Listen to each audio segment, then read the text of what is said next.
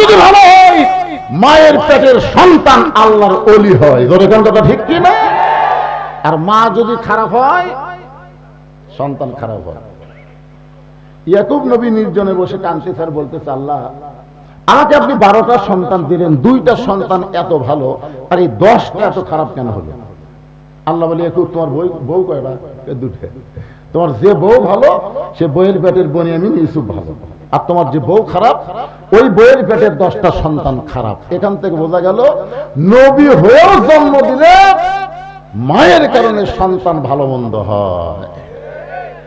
বাবা আনন্দে মাতিয়া সাগরে ভাসাইয়া সেই যে চইলা যায়, খবর নাই না মাজন ধরিয়া উদরে কত কষ্ট করে, 10 মাস পরে পায় প্রসবের বেদনা, এমন দরদি হবে কেউ হবে না আমার মা গো। আমার মায়েদের জন্য ওয়াজ করতেছি, বিরক্ত হবেন আপনারা? আল্লাহ রাসূল ফাতেমার ঘরের মধ্যে যে মুস্কি মুস্কি হাসতেছে। ফাতেমা বলে, বাবা হাসার কারণ? বলে, আল্লাহ পাক আমাকে জানাইলো সাইয়্যিদাতুন নিসাই আহলিল জান্নাহ ফাতেমাতুজ যোহরা। আরবি কইলাম, আপনার বাংলা বুঝেছেন? জান্নাতি নারীদের নেত্রী হবে ফাতেমাতুজ যোহরা।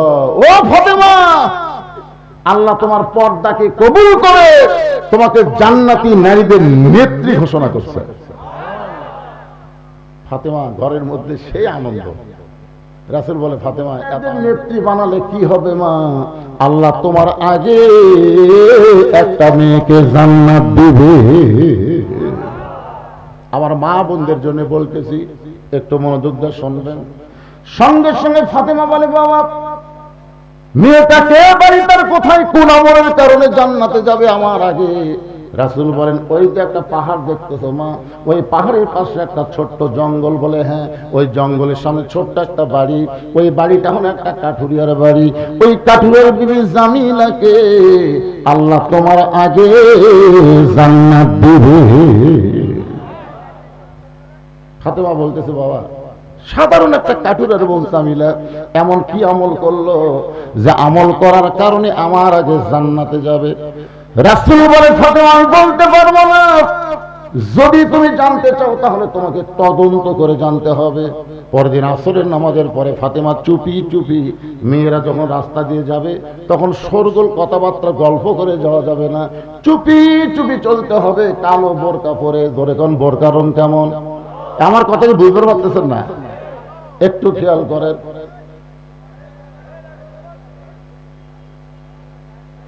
কি করতেছে?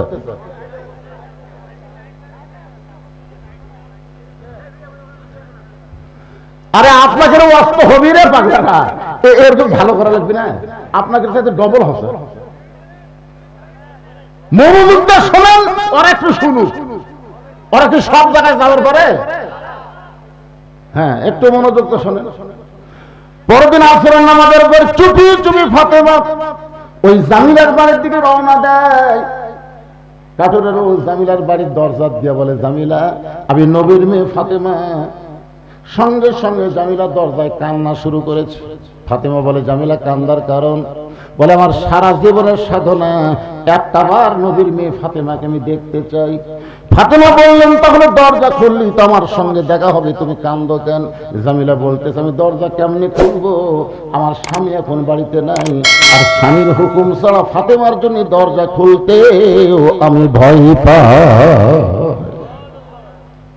সঙ্গে সঙ্গে ফাতেমা চমকে উঠছে, ওরে বাবা রে, আমার মতো একটা মেয়ের জন্য একটা মেয়ে মানুষ দরজা খুলবে, এখানেও বলে স্বামীর হুকুম লাগবে। ফাতেমার আকর্ষণ বেড়ে গেছে, এর বাড়িতে আমার ঢোকাই লাগবে। এমন কি আমল করে যে আমল করার কারণে আমার আগে আল্লাহ জান্নাত দিবে? জামিলা বলতেছে, ও নবীর মেয়ে ফাতেমা, মনে কষ্ট নিয়েন না, আজকের মতো আপনি ফেরত যান, আগামীকাল এই সময় আসবেন, আসা মাত্রই দরজা খুলে দিব। কারণ আমার রাতের বেলা স্বামী যখন কাঠ বিক্রি করে বাড়িতে আসবে, আমি স্বামীর কাছে আপনার কথা বলে অনুমতি নিয়ে রাখবো। ফাতেমা বলতেছে, ইনশাআল্লাহ অবশ্যই আসবো। চলে গেলেন ফাতেমা বাড়িতে। পরের দিন আসরের নামাজের পরে ফাতেমা চুপি চুপি ওই জামিলার বাড়ির দিকে রওনা দেয়। এমন সময় ছোট্ট একটা বাচ্চা সামনে দাঁড়ায় বলে, মা গতকাল বিকেলবেলা আপনাকে অনেক খুঁজেছি কিন্তু পাই নাই, আজ চোরের মতন কোথায় যাবেন, আমি আপনার সঙ্গে যাবার চাই। ফাতেমা চিন্তায় পড়ে গেল, হাসান যদি হইতো তাহলে বোঝান যাইতো, কিন্তু হোসেনকে কেমনে বোঝাই। বড় জেদি হওয়ার কারণে ওই হোসেনকে নিয়ে ফাতেমা জামিলার বাড়ির দরজায়। হোসেন চিল্লায় বলে, মা গতকাল আপনি আইছিলেন এই বাড়ির দরজায়, আজকে আবার আইলেন এই ভাঙ্গা বাড়িতে, এমন কি আছে মা যেখানে আমার মা প্রতিদিন ছুটে আসে। এমন সময় ফাতেমা বললেন, জামিলা দরজা খোলো। জামিলা বলতেছে, 1 ঘন্টা হলে দরজা খোলার জন্যই দাঁড়িয়ে আছি। ফাতেমা বললেন, তাহলে দরজা খুলে দাও। জামিলা বলতেছে, একটা ছোট্ট বাচ্চা আপনাকে মা মা বলে ডাকতেছে, ওই বাচ্চার নিয়ে যদি ঢুকতে চান তাহলে আজকের মতো আপনি ফেরত যান, কারণ আমার স্বামী শুধু আপনার ব্যাপারে অনুমতি দিচ্ছে, একটা বাচ্চা সঙ্গে করে আনবেন এই ব্যাপারে অনুমতি নেইনি, তাহলে কেমনে দরজা খুলবো। সঙ্গে সঙ্গে হোসেন বলে, মা এই মেয়েটা অত্যন্ত খারাপ, অত্যন্ত বাজে একটা মেয়ে, আমি একটা ছোট্ট হোসেন তোমার সঙ্গে থাকার কারণে যে মেয়েটা দরজা খোলে না, এই মেয়েটা কোনোদিন ভালো হবার পারে না। সঙ্গে সঙ্গে ফাতেমা হোসেনকে বুকের মধ্যে জড়াই ধরে কপালে একটা চুমা দেয়, মুখে একটা চুমা দেয়, বলে, বাবু তুমি বলতে তো খারাপ মেয়ে, আর তোমার নানা বলেছে ওই মেয়েটা তোমার মায়ের আগে জান্নাতে যাবে। তুমি বলতেছো মেয়েটা খারাপ, অথচ তোমার নানা বলেছে তোমার মায়ের আগে জান্নাতে যাবে। সঙ্গে সঙ্গে হোসেন বলতেছে, মা তাহলে জায়গায় ঘুরে লাভ নেই, জায়গায় ঘুরে লাভ নেই, চলো আমরা আসল জায়গায় যাই। আপনার বলেন তো আসল জায়গা কোনটা? এই দিনাজপুরে কিন্তু আসল জায়গার খবর দিয়েছে আব্দুল আলীম।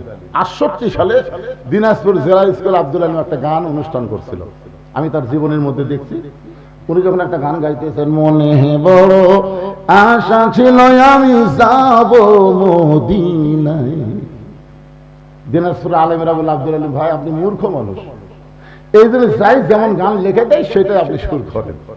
আসলে গানটা এরকম গাবেন, মনে বড় আশা ছিল যাব মক্কা মদিনায়। আপনি মক্কারে বাদ দেখালে মদিনায় যাওয়ার চান।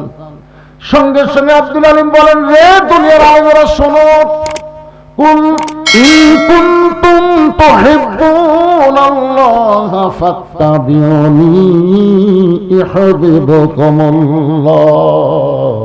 ওই মদিনার মানুষটাকে কেউ যদি কলিজার মধ্যে জায়গা দিবার পারে, ওই মদিনার মানুষটার সুন্নাত আদর্শ যদি পালন করে, তাহলে শুধু মক্কা নয়, মক্কার আল্লাহ পর্যন্ত তার উপরে খুশি হয়ে যায়। মনে বড় আশা ছিল আমি যাব মদিনায়। সবাই বলেন, মনে বড় আশা ছিল আমি যাব মদিনায়।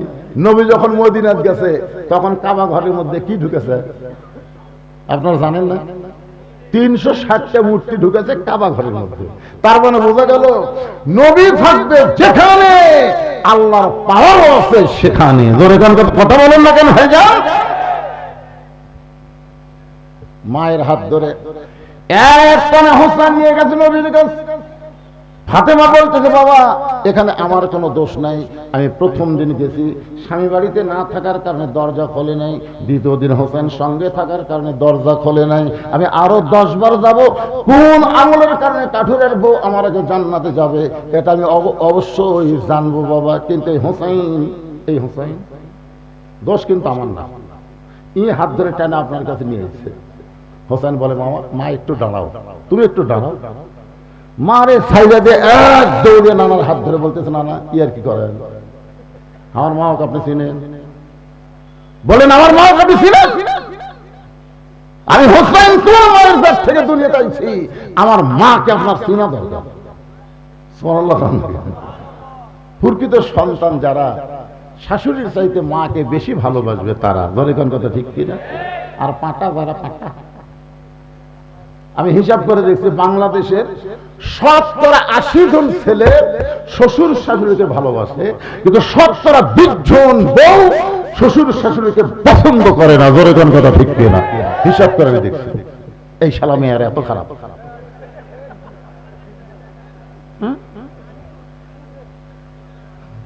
কি গান খারাপ না?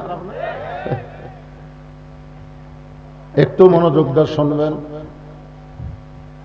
ফাতেমা বলতেছে, বাবা আমার কোনো দোষ নাই। সঙ্গে সঙ্গে হোসেন এক দৌড় নবীর হাতটাই পা ধরে বলে, না না, ওই কাঠের জামিল আমার মায়ের আগে কোন আমলের কারণে জান্নাতে যাবে এটা না বলা পর্যন্ত আমি আপনাকে ছাড়বো। যাই নামাজের মধ্যে পিঠের উপর ছেড়ে ঘোড়া ঘোড়া খেলে, বুঝতেছেন না? নবী মনে করেনি তো, না না মনে করে দিচ্ছে। ইতিমধ্যে আল্লাহ নবী ডাক দিলেন, আলী আলী রে। হযরত আলী দৌড়ে এসে বলতেছি, ইয়া রাসূলুল্লাহ কি হয়েছে? বলে, তোর বেটা চেহারা আমার হাত ধরছে। এ হোসেন, হাত ছেড়ে দে। হোসেন বলা, বাবা আপনি জানেন কি অকাম করছেন? আমার মাকে কাঠুরের বউ জামিলের বাড়ির দরজা ফাটাচ্ছে। ওই কাঠুরের বউ জামিলা নাকি আমার মায়ের আগে জান্নাতে যাবে। আলী বলতেছে, তাহলে জোরে দুই হাত ধরে, এক হাত ধরে খেবি, দুই হাত ধরে। রাসূল বলে, আলী তুই তোর বেটার পক্ষে কেন? বলতেছে, ইয়া রাসূলুল্লাহ কে আগে জান্নাতে যাবে কে পরে জান্নাতে যাবে এটা মরদ মানুষের কর। এক নম্বর আবু বকর, দুই নম্বর ওমর, তিন নম্বর ওসমান, চার নম্বর আলী। আমাকে জীবনও কিছু হবে না, আমাকে নিয়ত খালি জান্নাত পালি হলো। বলে কোন কথা ঠিক কিনা? কিন্তু এই মেয়ে মানুষ এরকম চিনেন আপনি? একজন ক্ষমতা থাকবি, আর একজন অসুস্থ হয়ে থাকলো, তাকে বিদেশে চিকিৎসা করবার দাবাত দিবি না, আইনের ফাঁক ফোকর দেখাবি। বলে কোন কথা ঠিক কিনা? এই সারা জাতিরা এত হিংসা কি? আসলে মেয়েদের হিংসা কম না বেশি? হ্যাঁ, মেয়েরা মেয়েদেরকে হিংসা বেশি করে। আমার মায়েরা মনোযোগ দিয়ে শোনেন। নবী চোখের পানি বের করে বলে, আলী কোন আমলের কারণে ওই কাঠের জামিলা ফাতেমার আগে জান্নাতে যাবে এই ওয়াজটা তুমি ফাতেমার সামনে করো। আলী বলতে, হুজুর আপনি কিন্তু নিষেধ করেছিলেন। রাসূল বলেন, আজকে বলার হুকুম দিলাম, বলো। আলী বলতে, ফাতেমা তাহলে এখানে আসো। হযরত আলীর কাছে ফাতেমা যে মনটা ভার করে বলতেছে, কোন আমলের কারণে একটা কাঠুরের বউ আমার আগে জান্নাতে যাবে এইটা জানার পরও কেন আপনি আমাকে বলেন নাই? বলে, আল্লাহ নবী নিষেধ করেছিল বলে বলি নাই। আজকে যখন বলার হুকুম দিছে তাহলে শোনো। ফাতেমা তোমার কি মনে আছে, তুমি একদিন দুপুর বেলায় আমাকে ঘরের মধ্যে ডেকে চোখের পানি বের করে কান্না শুরু করে দিলে। আমি বললাম, ফাতেমা কান্দার কারণ? বলে, হাসান হোসেন ক্ষুধার জ্বালায় কানতে কানতে ঘুমায় গেছে। ঘুম থেকে চেতন পাইলি দুই সন্তান আমার খাবার চাবে, বাড়িতে কোনো খাবার নাই, আপনার পকেটের মধ্যে কোনো টাকা নেই, কিন্তু সন্তান দুইটা খাবার চাইলে আমি কি করবো? ওগো স্বামী, এই ওন্নাটা আপনাকে দিলাম, এই ওন্নাটা বিক্রি করে যেই টাকা হবে আমার হাসান হোসেনের জন্য খাবার নিয়ে আসবেন। আলী বলতেছেন, ফাতেমা তোমার ওন্নাটা জামার পকেটের মধ্যে নিয়ে আমি বাজারের মধ্যে ঘুরতেছিলাম। ওন্নাটা জামার পকেটের মধ্যে ঘুরতেছিলাম এই কারণে, কারণ ওন্নাটা বের করে যদি বিক্রি করবার চাই আর খরিদ্দার যদি জিজ্ঞাসা করে, আলী এটা কার ওন্না? আমি যদি বলি আমার বইয়ের ওন্না, তাহলে প্রত্যেকটা মরদ মানুষ মাত্রই চিন্তা করবে। পুরুষ মানুষ যখন বইয়ের জিনিস বেচা খায়, ওই পুরুষটা হলো দুর্বল পুরুষ। জোরে বলেন, কি পুরুষ? আমাদের সমাজে দুর্বল পুরুষরাই কিন্তু বইয়ের জিনিস বেচা খায়, খায় না? খাবার বসা খালি কেন? হতে হতেই হলো না, হতে হতেই হলো না। বউকে কি হলো না গো? আমার জমির ধারিতে একটা জমি রে 80,000 টাকা দাম চাচ্ছে, আমার 60,000 টাকা আছে আগেকার। 20,000 টাকার জন্য জমিটা হাত ছাড়া হলো, হতে হতেই হলো না। বউকে সবর করো, আল্লাহ চাইলে আগামী বছর হবি। স্বামীকে, তোর বাপের জমি, আমার জন্য 1 বছর থবি। বউকে আমার বড় রাগ করো খেল। বলে, রাগ করার কারণ তোর গলা কি? আচ্ছা কতই কয়টা সোনার মালা, কিন্তু সাইজ আছে। বিয়ের সময় তোর বাপ দিছে রে, এখন কত সুন্দর সুন্দর মালা নামছে। ওই পুরোনো মালা গলার দিয়ে আমার সামনে বসিস, ওই মালাটা আমাকে দে। মুসলমানের বাচ্চা ভাত ছুঁয়া শপথ করতেছি, আগামী বছর এই সময় তো 2 ভরি সোনার মালা বেলা দেবো রে। খালি 1 ভরি আমাকে দে, আগামী বছর 2 বছর 2 ভরি। বউ বিশ্বাস করে স্বামী দিয়েছে, স্বামী মালা বেছে জমি দিয়েছে। 1 বছর পরে বউ বলতে, দেখে গত বছর এই সময় মালা খুলে দিলাম, বিক্রি করে জমি নিলেন, 1 বছর হয়ে গেল আমার মালা। স্বামী কয়, কাছে কাছে এসে বলতেছে, তুই বলছিস তো আর শুনিস নি, বৌদিশি আবার কি ওয়াজ করলো? বৌদিশি তো ওয়াজ করছে রে, মেয়েরা কেবলমাত্র এক ব্যক্তির জন্য সাজতে পারবে, সে ব্যক্তি হলো তার স্বামী। স্বামী ছাড়া কোনো পুরুষের জন্য মেয়েদের সাজাই যায় নাই। তাহলে তুই মালা পরবে কার জন্য? আমার জন্য যদি মালা করিস আর মালা ছাড়াই যদি তোর ভালো লাগে, তাহলে মালার কি দরকার রে? ভালোবাসা হলো অন্তরের দিকে। জোরে কর কথা, ঠিক কিনা? বউ কয় হাত চাপিটা দে। এইরকম কিন্তু পুরুষ আছে না নাই? চাটিটা বউয়ের জিনিস বেঁচে খায়। আলী বলতে যেন, ফাতেমা তোমার ওড়না নিয়ে বাজারের মধ্যে ঘুরতেছি, কিন্তু পকেট থেকে বের করবার পারতেছি না। এমন সময় খরিদ্দার আমাকে সালাম দেয়, বলে আলী ভাই আপনি মনে হয় কিছু বিক্রি করবেন। আমি আলী চমকে গেলাম। পকেটে ফাতেমার ওড়না, একমাত্র আল্লাহ ছাড়া দুনিয়ার কেউ জানে না। আর খরিদ্দার বলতেছে আপনি মনে হয় কিছু বিক্রি করবেন। আমি তাকায় দেখি ওই খরিদ্দার একটা ব্যাগ আমার সামনে মেলে ধরলো। ও ফাতেমা তোমার ওড়নাটা বের করে ব্যাগের মধ্যে ঢুকাই দিলাম। ওই খরিদ্দার একটা বারের জন্য ওড়নার দিকে তাকাইলো না। আমার হাতের মধ্যে 6টা দিরহাম দিয়ে চলে গেল। আমি 6টা দিরহাম না দোকানে গেলাম। ও দোকানদার ভাই, আমার হাসান হোসেন ক্ষুধার জ্বালায় কাঁদতে কাঁদতে ঘুমিয়ে গেছে। ঘুম থেকে চেতন পাইনি, খাবার চাবে। এই 6টা দিরহামের যে খাবার হবে, খাবারটা টোপলা করে দাও। দোকানদার তাড়াতাড়ি টোপলা করে আমার হাতে যখন দিবার চাই, আমি পকেট থেকে 6টা দিরহাম বের করে দোকানদারকে দিব। এমন সময় এক ফকির আমার সামনে দাঁড়ায়, বলে আলী রে আজকে 3 দিন হলে আমাদের বাড়িতে কোনো খাবার নাই, যদি পারো আল্লাহর রাস্তায় আমাকে একটু দান করো। আলী বলে ফাতেমা আমার এত রাগ হলো, আমি ফকিরকে যেন কিছু বলবো, এমন সময় আল্লাহর কোরআন আমার সামনে এসে বলতেছে আম্মা সাইলা ফালা তানহার। আলী রে সাইলকারীর সঙ্গে খারাপ ব্যবহার করিস না। আল্লাহর কোরআনকে মানতে গিয়ে আমি ফকিরকে 1টা দিরহাম দিব, 5টা দিরহাম নিয়ে খাবার নিব। এমন সময় আল্লাহর কোরআন বলে ওয়ামা তুনফিকু মিন শাইইন ফি সাবিলিল্লাহি ইউফা ইলাইকুম ওয়া আনতুম লা তুযলামুন। আলী রে ফকিরকে 1টা দিরহাম দিলে আল্লাহ তোকে 10টা দিরহাম দিবে, 2টা দিরহাম দিলে আল্লাহ তোকে 20টা দিরহাম দিবে। আলী রে তুই যদি ফকিরকে 6টা দিরহাম দিবার পারিস, আল্লাহ তোকে 60টা দিরহাম ফেরত দিবে। আলী বলে ফাতেমা আল্লাহর কোরআনকে বিশ্বাস করে ফকিরকে 6টা দিরহাম দিলাম। ফকির হাসতে হাসতে চলে গেল।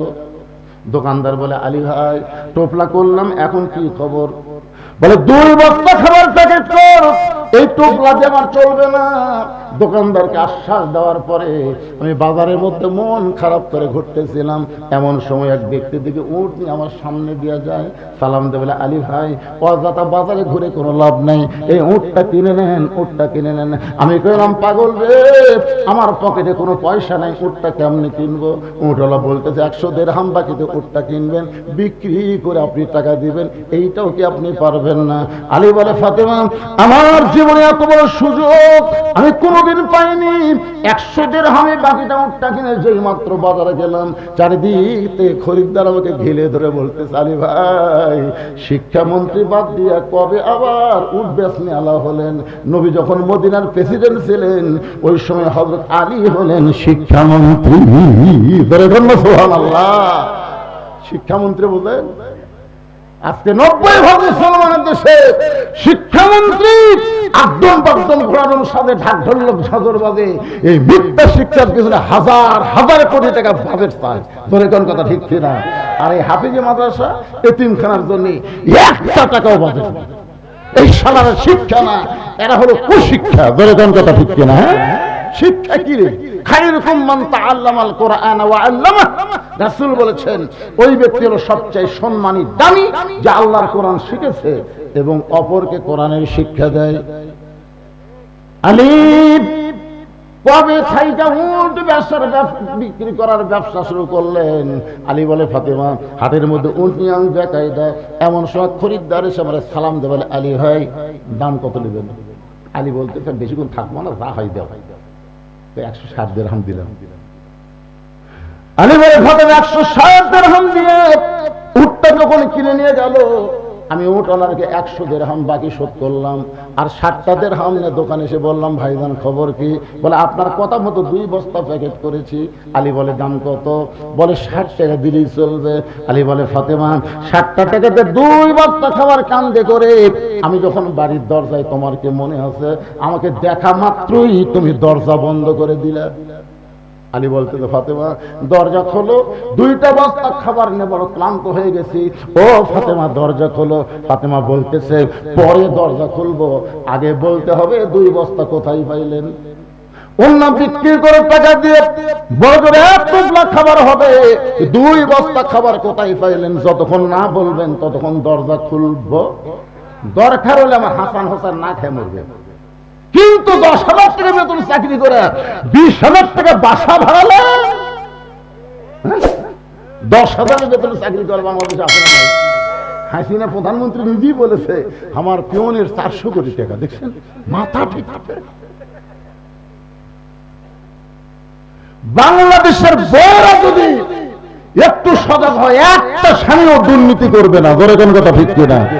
অন্য বিক্রির করে টাকা দিয়ে বড়জোর 1 টোপলা খাবার হবে। আপনি 2 বস্তা কোথায় পাইলেন যতক্ষণ না বলবেন ততক্ষণ দরজা খুলবো না। আলী বলতেছে আগে খোলো তারপরে বলবো। ফাতেমা বলতেছে আগে বলেন তারপরে খুলবো। আলী বল তারপরে খুলবো। জিকির শুরু হয়ে গেছে। এমন সময় আল্লাহর কোরআন বলতেছে, আলী আর রেজালু কাওয়ামুনা আলান নিসা, পুরুষেরা নারীদের উপরে থাকবে। তোর বউ দরজা না খুললে খবরদার বলবি না। সুবহানাল্লাহ। পুরুষেরা নারীদের উপরে থাকবে, এ কথা কার? আরো জোরে জোরসে বলুন। আমরা আছি কোন জায়গায়? মরদ মানুষ বাড়িতে আছে কিনা জানাই যায় না, মেয়ে মানুষের কথা রাস্তার থেকে শোনা যায়। জোরে কোন কথা ঠিক? আপনার বইয়ের এত গলা বাড়ল কেন? আপনি দুর্বল হওয়ার কারণে। কথা বলেন না কেন? আল্লাহ রাসূল বলেছেন প্রত্যেক অভিভাবককে রাখালের দায়িত্ব দিয়ে আল্লাহ প্রেরণ করছে। রাখাল রাখাল। আপনি হয়তো মনে করেন হুজুর আমার তো গরু ছাগল নেই, আমি কার রাখালি করবো? চোখ বন্ধ করে দেখেন আছে।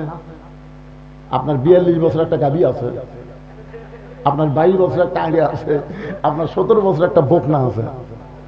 গাভী মানে আপনার বউ, আড়িয়া মানে আপনার বেটা, বকনা মানে আপনার মেয়ে। এই 3টার উপর আপনার রাখালি করার দরকার। কথা বল না কেন? কথা বল না কেন? আপনি মরদ মানুষ, আপনার কথা শোনা যায় না। আপনার বইয়ের কথা রাস্তার মানুষ শুনবার পায়। আপনি মনে করতেছেন তাহাজ্জুদ করলে আপনি জান্নাতে যাবেন। একটু মনোযোগ দিয়ে শুনবেন।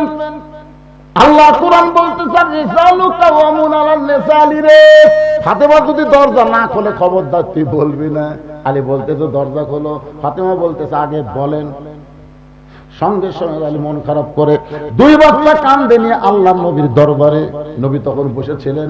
আলীকে দেখার সঙ্গে সঙ্গে নবী দাঁড়িয়ে এসে হেঁটে হেঁটে আলীর কপালে একটা চুমা দিয়ে আলীর কাঁধ থেকে 2 বস্তা নামায় নিলেন।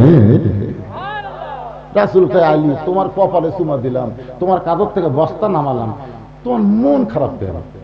আলী বলতে হুজুর আপনি ভালো হয়ে কাঁধে দিতে। কি হয়েছে? আপনি মেয়ে তো এত ভালো না হুজুর, আপনি আমার দেখা মাত্র কোনো প্রশ্ন না করে উঠে এসে আমার কপালে চুমে দিয়ে 2 বস্তা নামা নিলেন, আর আমি কতক্ষণ দরজাই খুললাম। আল্লাহ রাসূল বলে আলী সাবধান হয়ে কথা বলো, সাবধান। আমার মেয়ে যদি দরজা খুলতো তুমি কি এখানে আসতে? আলী কয় না হুজুর, দরজা খুলে আসবো কেন? কিন্তু তুমি এখানে কেন আইছো তা জানো? আরে আমার মেয়ে দরজা না খোলার কারণে তুমি এখানে আইছো। আমি নবী তোমার কাছে 4টা বিষয় জানতে চাবো। 1 নম্বর জানবার চাওয়া হলো, ও আলী তুমি কি বলতে পারবা ফাতেমার ওন্না তোমার কাছ থেকে কে কিনেছে? আলী তুমি কি বলতে পারো কোন ফকির তোমার কাছে ভিক্ষা চাইছে? আলী রে কে তোমার কাছে উট বিক্রি করলো বাকিতে, আবার কে তোমার কাছে উট কিনে নিল? আলী বলতেছে ইয়া রাসূলুল্লাহ আমি কিছুই জানি না, আমি কিছুই জানি না। রাসূল বললেন তুমি জানো না বলি তো আমি নবী তোমাকে জানাবো। আনা মাদিনাতুল ইলমি ওয়া আলিউ বাবুহা। নবী হচ্ছেন শহর, নারী হচ্ছে ইলমের দরওয়াজা। লিল্লাহি পর্দা, এই পর্দার কথা বলতে গিয়া আপনাদেরকে নিয়ে গেলাম আল্লাহ রাসূলের কাছে। হযরত আলী, আলী রে তুই কি বলতে পারিস আলী, ফাতেমার ওন্না কে কিনেছে? এই বেটা, এই উঠলি কে বাবা, বস বস বস। মানে এই ছোট ছোট বাচ্চাদেরকে খুবই ভয় লাগে। এরা কিন্তু কিশোর গ্যাং করতেছে, কিশোর গ্যাং না, এরকে যা মশান হতে বুঝলেন। ছোট ছোট বাচ্চাদের এখন থেকে সাইজ করার দরকার আছে না নাই বাজার? আমি বললাম আগে 42 বছরের গাভীটাকে সাইজ করবেন।